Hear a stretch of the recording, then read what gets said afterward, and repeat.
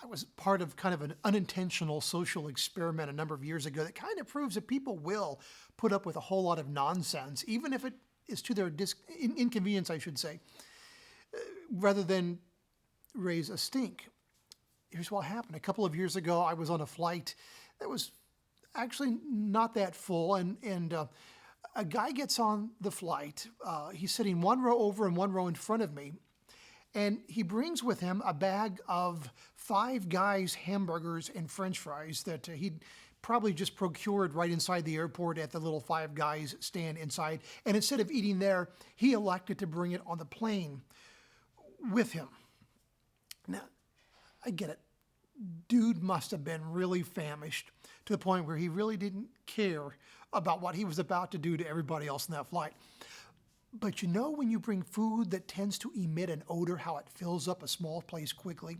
And you know how there's a very fine line between the smell of delicious hamburgers and BO. Have you ever noticed that? Seriously, very fine line.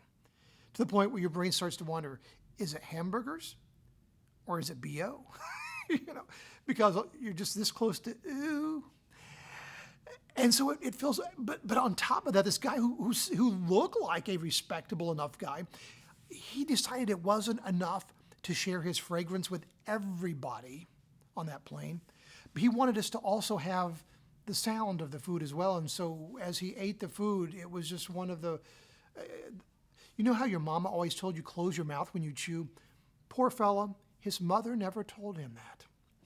Now, the people behind him, and I suspect even some of the folks in front of him were doing the same thing, we all started looking at each other like, what's up with that? Oh, what's wrong with this guy?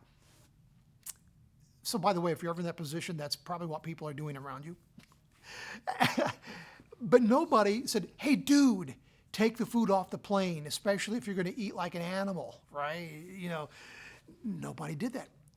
We all abided with the situation.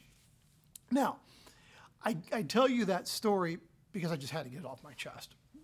But also, I do have a blessing attached to that. And may God give you the grace you need for the situations you encounter in the days ahead. They have no rule books.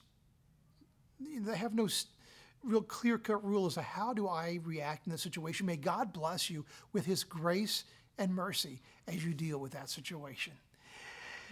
And may it not be hamburgers on an airplane. And may it be so in the name of Jesus.